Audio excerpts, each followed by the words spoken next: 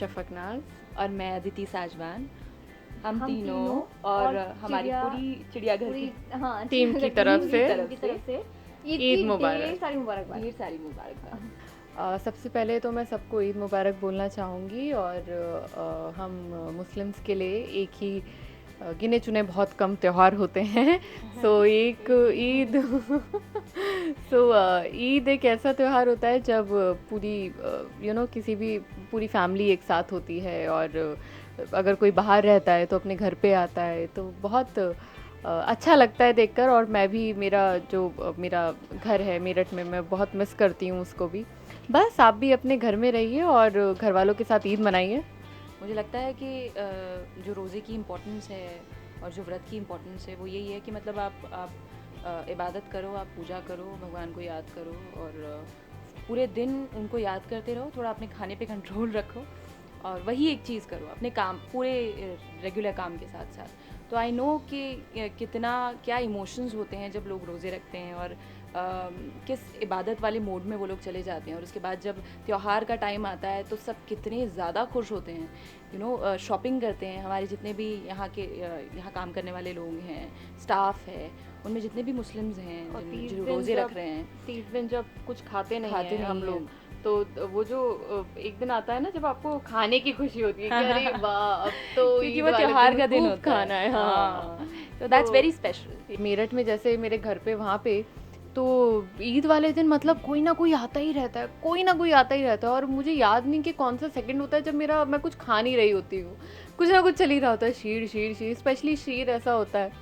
तो बस आपका अगर फैशन आप देखने जाओ तो आप कुछ भी इंडियन पहनिए। और वाइट लोग पहनते हैं ज़्यादातर, लड़के कुर्ता पजामा पहनते हैं, पठानी पहनते हैं वाइट। हाँ, लड़के वो पहनते हैं और लड़कियाँ कोई भी शलवार सूट पहनती हैं, नहीं तो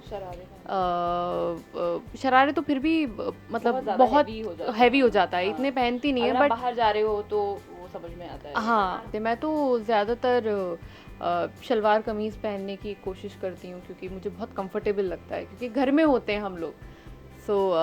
घर में कपड़े भी ऐसे ही पहने जाएं जिसमें आपको कंफर्टेबल लगे। मेरी तो हर साल ईदी सबसे प्यारी होती है। मतलब मुझे हमेशा मेरी तो लॉटरी लग जाती थी। मैं घर में मैं नाना नानी के साथ रही हूँ हमेशा से ही।